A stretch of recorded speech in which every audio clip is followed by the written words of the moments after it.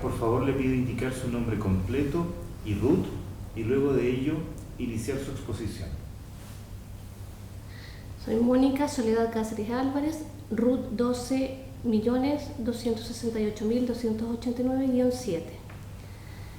El anteproyecto de la Constitución Política, en el capítulo 1, artículo 1, menciona las personas nacen libres. En el artículo 5 dice la persona humana, respecto a la dignidad de la persona humana se refiere.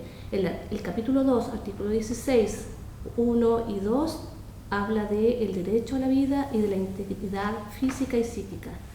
En general, los tratados internacionales hablan también de la conservación de la vida, de asegurar la vida de todas las personas y que este derecho es intrínseco de cada persona. Incluso se refiere que esto sería a partir del momento de la concepción.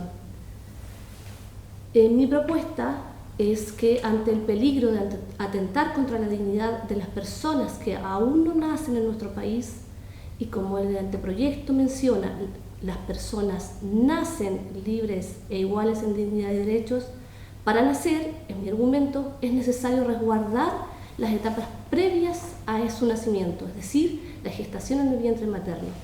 Propongo cambiar nacen por desde su concepción, entendida como fecundación, y agregar en los artículos 5 y 16 los que correspondan, desde su concepción entendida como fecundación. ¿En qué me baso? En la embriología que estudia la vida intrauterina. Normalmente es de 38 semanas. Las 8 primeras semanas se refiere al periodo embrionario y las siguientes al periodo fetal. 4 fundamentos biológicos para defender al nasciturus, es decir, al niño que está por nacer. El primero, proceso de fecundación origina un ser humano. La fecundación no es un momento estático, es un proceso que tiene un inicio y un final, en donde el ovocito y el espermatozoide, gametos femenino y masculino correspondientemente, contienen en sus núcleos 23 cromosomas que se van a unir para constituir un material cromosómico que es propio de la especie humana. Por lo tanto, los seres humanos nos caracterizamos por un genoma de 46 cromosomas aportados por los progenitores femenino y masculino. Esto es más que la suma de cromosomas, es más que tan solo una reunión o un encuentro físico de genes. Es todo un diálogo a nivel de genes, es toda una comunicación molecular. En esta primera etapa, el embrión va a pasar por un estadio en el que él mismo va a determinar su desarrollo. Culmina en el día 5 y en el día 7 comienza un proceso muy importante que es la implantación. Ya al final de la 8ª semana, al día 56, están todos los órganos formados. Y en las 36 semanas restantes, estos van a empezar a funcionar, van a aumentar de tamaño y se van a especializar.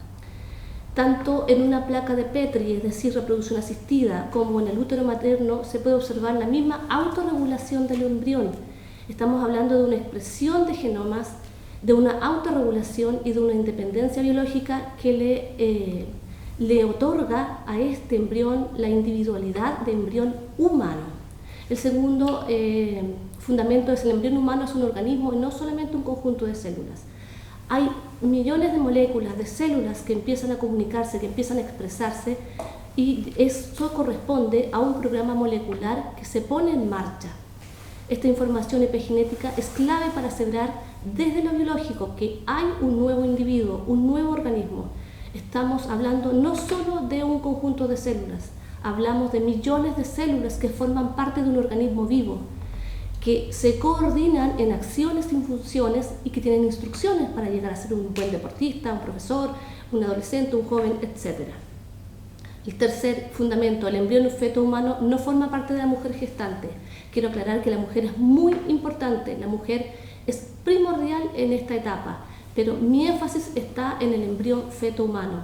Hoy en día en los avances de la medicina forense podemos ver que podemos identificar las células de un individuo. El niño depende de la madre a partir de la implantación, pero esa dependencia no implica que forme parte de su cuerpo, porque tiene otro ADN que él mismo ha ido desarrollando. En laboratorios incluso se han logrado embriones de 2 semanas, lo que nos habla de un punto en que el embrión es un ser individual que se autorregula y que en ningún caso llega a ser un órgano de la mujer. Hoy en día se sabe que el embrión se transporta por las trompas de falopio, y ya está expresando proteínas que le dicen a la madre: hey, estoy aquí y soy un organismo distinto. El siguiente es el término concepción, y el último fundamento corresponde biológicamente al proceso de fecundación. La fecundación se entiende como concepción porque el concebido existe desde la fecundación. Todos los libros de embriología sostienen que el inicio de la vida de un ser humano es a partir del momento de la fecundación, y actualmente eso tiene fundamentos a nivel molecular. La fecundación ocurre en el tercio externo de la trompa de falopio, el día 0, y a partir del minuto 1, a medida que va avanzando y se va transportando por las trompas de falopio, su morfología va cambiando y se va autorregulando. Por lo tanto, aseverar que la concepción del nuevo individuo es a partir de la implantación es un proceso que el embrión determina, que él lo realiza por sí mismo, es dejar en absoluta protección al embrión no implantado. Bien, nuestros niños y niñas quieren nacer, que no nos pase en los Estados Unidos, en donde aproximadamente 32 millones de niños han muerto desde el año 73 en el vientre materno, incluso desde el tercer trimestre de gestación. Biológicamente tenemos toda la demostración de la presencia de un nuevo individuo, de un organismo vivo, de la especie humana. Toda persona humana tiene derecho a la vida. Propongo en el capítulo 1, artículo 1, en lugar de nacen, agregar: las personas desde su concepción entendida como fecundación son libres e iguales en dignidad y derechos. En el artículo 5, en lugar de la dignidad de la persona humana, agregar desde su concepción entendida como fecundación. Y en el capítulo 2, artículo 16, 1 y 2, agregar el derecho a la vida desde la concepción entendida como fecundación. Y en el artículo 2, el derecho a la integridad personal, que incluye el derecho a la integridad física y psíquica desde su concepción entendida como fecundación. Gracias. Muy bien, Mónica. A nombre del Consejo Constitucional agradezco su presencia y participación en este acto significativo para el proceso de elaboración de nuestra nueva Constitución. Muchas gracias. Gracias a ustedes por la oportunidad.